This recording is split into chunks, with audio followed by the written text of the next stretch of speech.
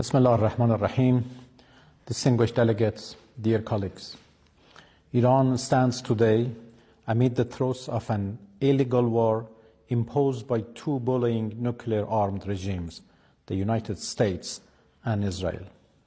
This war of aggression is blatantly unjustified and brutal. They initiated this aggression on 28 February, while Iran and the United States were engaged in a diplomatic process to resolve Americans' alleged concerns over Iran's nuclear program. They betrayed diplomacy for a second time in the course of 9 months by torpedoing the negotiating table.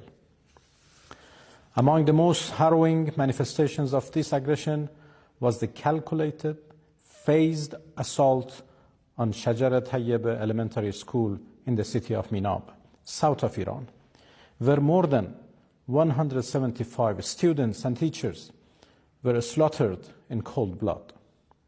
This barbaric attack is but the visible tip of a far bigger iceberg, one that conceals beneath its surface far graver catastrophes, namely the normalization of the most abhorrent violations of human rights and humanitarian law, and the audacity to commit atrocity crimes with impunity.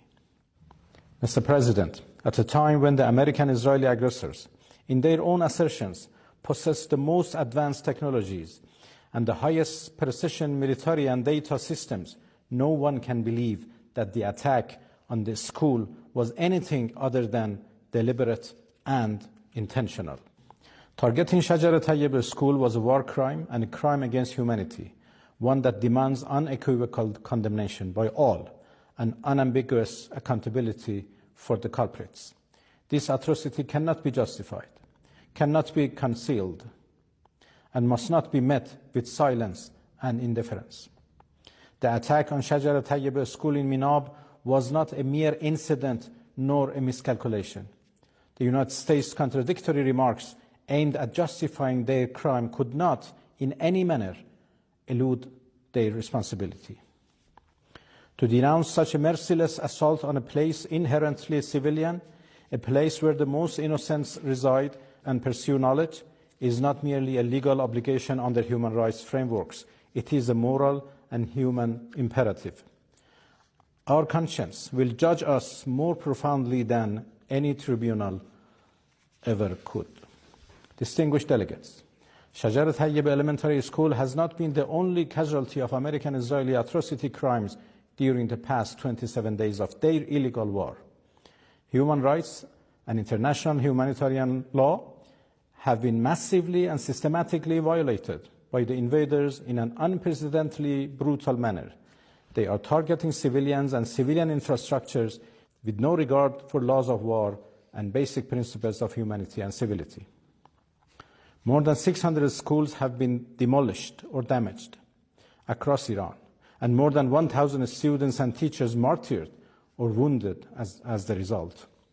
The aggressors, who are arrogantly shouting "No mercy, no quarters," and threatening to strike Iran's vital infrastructure, have been attacking hospitals, ambulances, health workers, Red Crescent rescuers, refineries, water sources, and residential areas. War crime and crime against humanity are not sufficiently describing the gravity of the atrocities they are committing. The aggressors' targeting pattern, accompanied by their rhetoric, leave little doubt as to their clear intent to commit genocide. Distinguished colleagues, this unjust war of whims by the United States and Israel against the noble nation of Iran is the direct result of silence in the face of earlier manifestations of lawlessness and atrocity in occupied Palestine, Lebanon, and elsewhere. Indifference and silence in the face of injustices would bring no security and peace. It would invite more insecurity and right violations. The United Nations and the core values it embodies, as well as the overall human rights framework, are at serious stake. You all need to call out the aggressors and let them know that the community of states, the human collective conscience, hold them accountable for the abhorrent crimes they are committing against Iranians. Iran has never sought war.